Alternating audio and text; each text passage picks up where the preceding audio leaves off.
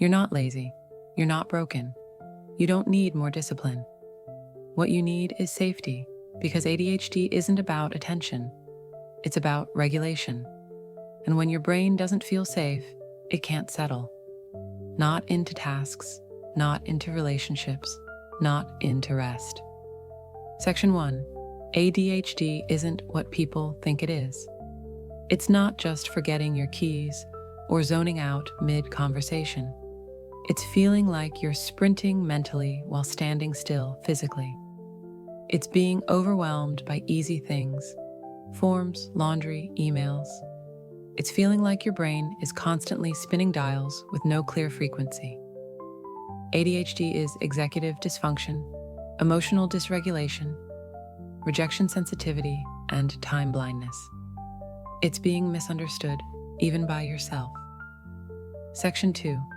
You were probably called lazy, but you were just exhausted. You were told you needed to try harder. But the truth is, you were trying all the time, trying to remember, trying to care, trying to keep up. You weren't lazy. You were constantly overwhelmed. ADHD doesn't look like not caring. It looks like caring so much it paralyzes you. Section 3. Why your brain doesn't feel safe in stillness. Your nervous system doesn't trust quiet. Stillness feels like danger. Because for years, your survival depended on constant stimulation, distraction, urgency.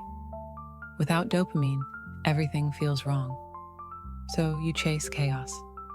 You overcommit. You forget to eat. You scroll for hours. Not because you don't know better, but because your brain is trying to survive its own emptiness. Section 4. Hyperfocus isn't a gift, it's a trap. You get obsessed with something for hours, but forget to drink water or answer a text for days. You fall in love with ideas, build entire systems, and then abandon them. People praise your passion, but they don't see the crash. They don't see the pile of abandoned hobbies and self-worth buried beneath it. Section 5. You learned to mask early. You learned to smile when you were spiraling. You learned to apologize for asking questions. You became funny, charming, agreeable, because if you didn't keep people happy, they'd notice you were different. That masking turned into burnout. And now, you don't know what parts of you were real and what parts were survival. Section 6.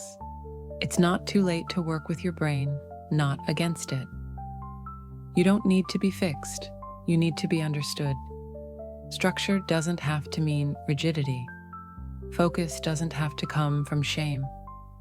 Rest doesn't have to be earned. The first step isn't productivity, it's self-trust. You're not too much. You're not too chaotic. You're not too scattered. You're a storm of creativity, sensitivity, and insight.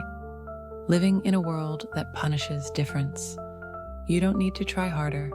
You need to try softer. This is Unravel Me.